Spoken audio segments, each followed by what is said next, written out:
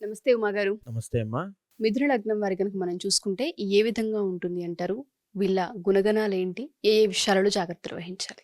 So, ఈ యొక్క రాశి వేరు, నక్షత్రం వేరు, లగ్నం వేరు అండి. సో, రాశి, నక్షత్రం అనేటువంటిది మీ యొక్క అంతర్గత జాతకంలో చంద్రుడు ఏ రాశిలో ఉంటే, ఆ యొక్క జన్మరాశి ఆధారంగా రాశి నిర్ణయములు, మాస ఫలితములు ఇవన్నీ నిర్ణయించబడతాయి. మీరు ఏ సమయంలో అయితే జన్మించారో, ఆ సమయానికి ఆధారంగా సూర్య ప్రమాణం ఆధారంగా నిర్ణయించబడేదే లగ్నము. ఈ లగ్నము ఆధారంగానే మీ యొక్క జాతకం అంతా నిర్ణయించబడుతుంది. ఉదాహరణకి లగ్నము అనగా లగ్నం లగాయతు 12 భావాలుగా నిర్ణయించబడతారు. ఉదాహరణకి రాశి లాగానే మేష లగ్నము, వృషభ లగ్నము, మిథున ఇలాగనే మీన లగ్నం వరకు ఉంటాయి. ఇప్పుడు మనం చూసేటువంటి కేవలం లగ్నం ఆధారంగానే మీ యొక్క జీవితము, క్యారెక్టరిస్టిక్స్ అన్నీ కూడా అంచనా వేయొచ్చు. ఇప్పుడు మిథున లగ్న జాతకులకు మనం తీసుకుంటే, జాతకంలో మీది మిథున లగ్నం అయితే దీనికి అధిపతి బుధుడు అవుతాడు. మెర్క్యూరీ. సో, జనరల్‌గానే ఈ యొక్క లగ్న జాతకులు చాలా సాఫ్ట్ నేచర్డ్‌గా ఉంటారు. అంటే చూడ్డానికి మిథున లగ్న జాతకులు కొంచెం స్టౌట్‌గా అంటారు కదండీ! కొంచెం బొద్దుగా, అందంగా, చాలా వినయంగా, వినయ విధేయతలు మిథున లగ్న జాతకులకి చాలా ఎక్కువుంటాయి. ఉదాహరణకి చదువుకోవడము, ఉద్యోగం చేసుకోవడం, చక్కని పెళ్లి చేసుకోవడం, ఇది ఇలా ఒక సాఫ్ట్ సెక్యూర్డ్ లైన్‌లో వెళ్ళిపోతూ ఉంటుంది వీళ్ళ యొక్క జాతకం. అంత అప్స్ అండ్ డౌన్స్ ఏముండవు. చాలా ఒబీడియంట్‌గా, చాలా అందంగా, వినయంగా, సాఫ్ట్‌గా, ఇంక ఎలాంటి హెచ్చుతగ్గులు లేకుండా, ఎవరిని హర్ట్ చేయకుండా, ఎవరిని ఇబ్బంది పెట్టకుండా, తన గొడవేంటో తను చూసుకుంటూ, అలా ఉండేటువంటి ఒక రాముడు మంచి బాలుడు అనేటువంటి జాతకం ఎలా ఉంటుందో, అలా మిథున లగ్న జాతకులుంటారు. అయితే వీళ్ళ యొక్క విద్య, ఎడ్యుకేషన్ కూడా సెకండ్ హౌస్ చంద్రుడవుతాడు కాబట్టి చాలా సాఫ్ట్‌గా, ఒక యావరేజ్డ్ కానీ, అబోవ్ యావరేజ్ కానీ, అలాంటి ఎడ్యుకేషన్, మంచి ఎడ్యుకేషన్ చేయడము, అందులో కూడా మంచి ర్యాంకులు సంపాదించడము, అదేవిధంగా వాళ్ళకంటూ ఒక గుర్తింపు తెచ్చుకోవడము, ఎడ్యుకేషన్‌లో కూడా చాలా మంచి ఎక్సలెంట్ పెర్ఫార్మన్స్ అనేది ఉంటుంది వీళ్ళకి. అదే విధంగా చూసుకుంటే వీళ్ళకి 4వ స్థానము బుధుడు కన్య అవుతుంది. మిథున లగ్న జాతకుడికి యోగకారకుడు, మహారాజయోగ కారకుడు కూడా బుధుడే అవుతాడు.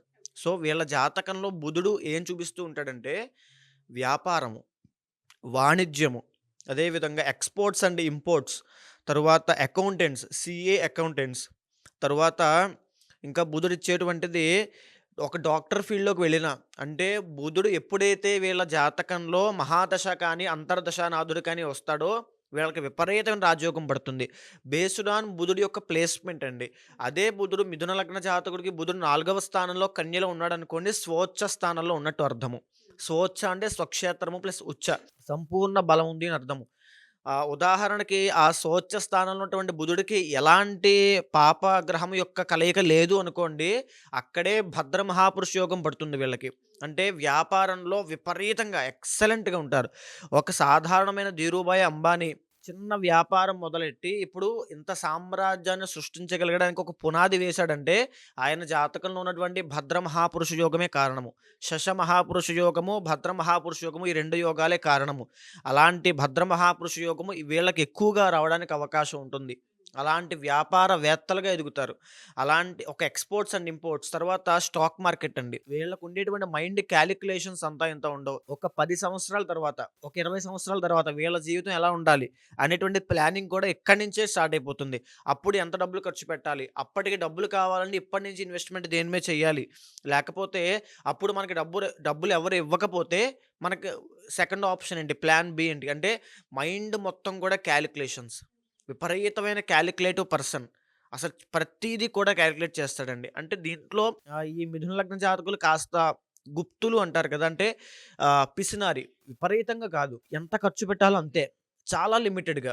అసలు అంతకు ముందు ఫస్ట్‌లో చెప్పాను కదండీ! ఒక ఒబీడియంట్‌గా, వినయంగా అలాగా అక్కడే కూర్చొని ఎవరితోనూ మాట్లాడకుండా తన గొడవేంటో తను చూసుకుంటూ, ఆ రకంగా ఎక్కువ డబ్బులు ఖర్చు పెట్టడు. అనవసరమైన ఖర్చులుండవు. అనవసరమైన వ్యాపకాలుండవు. ఏమీ ఉండవు.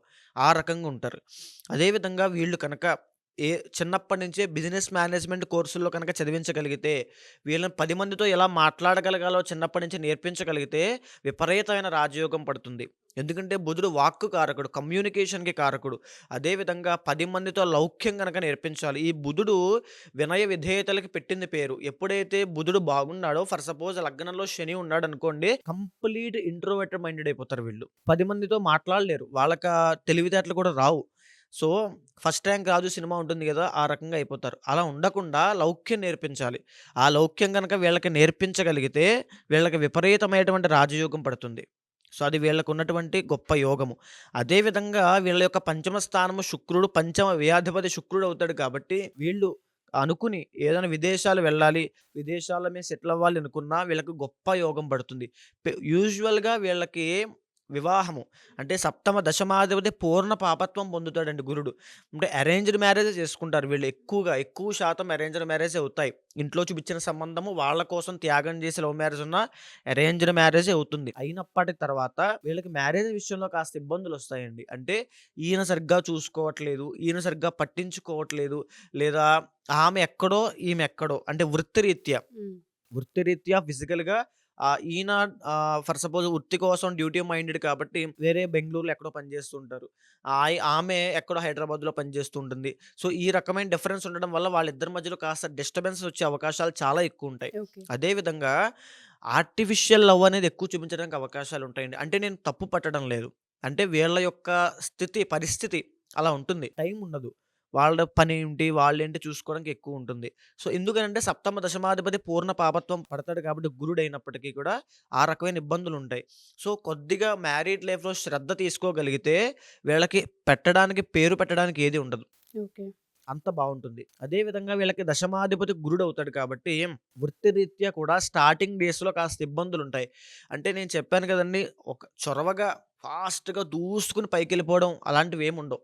బాస్ చెప్పిన పని చేయడం, చెప్పకపోతే చేయకపోవడం. అంతే. మీరు చెప్పలేదు, మేము చేయలేదు. ఒక ఎంప్లాయీ ఒక రోబోటిక్ పర్సనాలిటీ ఎంతవరకు అయితే పర్ఫెక్ట్‌గా పనిచేస్తాడో అలాగా మిథున లగ్న జాతకులుంటారు. సో, అది వీళ్ళకి మైనస్ కూడా అవుతుంది వృత్తిరీత్యా. సో, కాస్త ఆ వృత్తిరీత్యా, ఆ మ్యారీడ్ లైఫ్ రీత్యా మీరు కాస్త కొన్ని మార్పులు చేసుకోగలిగితే, కాస్త చొరవ పెంచుకొని, లౌక్యం పెంచుకొని 10 మందితోనూ కలవగలిగితే మీకు విపరీతమైన రాజయోగం పడుతుంది. ఓకే. తరువాత అష్టమ భాగ్యాధిపతి శని అవుతాడు.